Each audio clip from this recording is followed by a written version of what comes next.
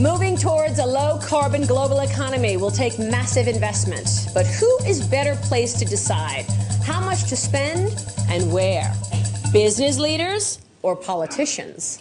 I invite Reverend Nicholas Francis to argue for the motion that markets are superior to regulation in leading corporations toward greener operations. Reverend Nicholas Francis began his career in the hotel business. Later, he was ordained as an Anglican priest. In 2004, he founded Easy Being Green, a company which offers advice on the reduction of emissions. I think the reason I'm here, I haven't really worked in this field for very long, and the reason I'm here is I have 2 children. And I've been coming here for 5 years to put on my suit and brush up my cufflinks and be with the leaders of industry. And I stopped doing what I was doing, and I decided I was going to build a business that would supply energy efficiency right around the world in the next few years. It might be the biggest business in the world. I was willing to fail miserably, stand up in front of lots of people and look a fool. Because I have 2 children that I do not think will see the planet that we have had. And it was on our watch that we destroyed it. I am willing to fail boldly for us to do something about this. I think we heard a point earlier on, and I think you made the point. This is not a story, actually, that will be delivered by men wearing suits.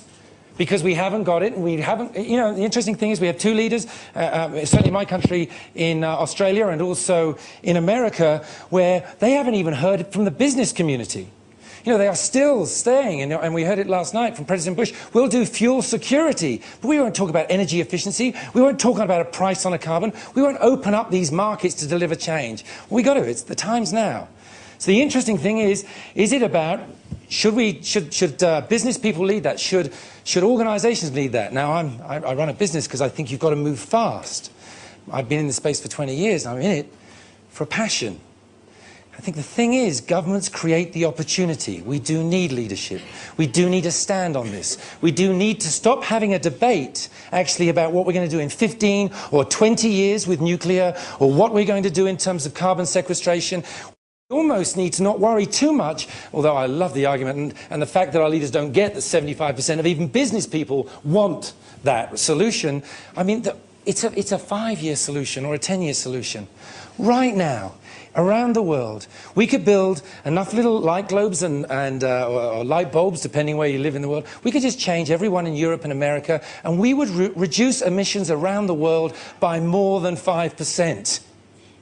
That's not, you know, and you mention it like it's something that's just here. It's huge. And we don't have the debate. And why don't we have the debate? Because actually it's not big. It's not a big power plant that I might be able to say yes to. It's actually very, very simple. Easy Being Green, my company in Australia, under some very thoughtful legislation from the New South Wales government, was able, with just 120 young people, to deliver light globes into most households and take out the need for several power stations in terms of energy. Now, we can do it across the world, but it will take some leadership, and it will take thinking a little bit about, are we wanting it to be the way it was? Are we wanting to have a debate about the things we know, or are we willing to debate things differently? So now, is it about government or is it about enterprise? There are many, many governments around at the moment that could do this. Britain's an example. Britain has an energy efficiency commitment, and it is delivered by their energy providers. And they have 4 years, and the clock is ticking. They have 4 years to deliver something that we could do by Christmas. I'm not okay with that.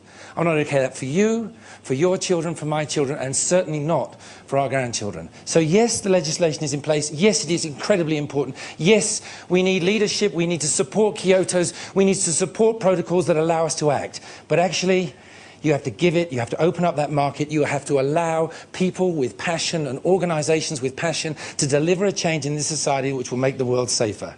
I'm about to, I'm about that, and I think we have to be willing to fail, and we have to be willing to change our conversations. And it has to not be about men. It has to be about women and children and about our future. It will look very different, and we will do it. Thank you. Thank you very much, Nicholas. We appreciate that.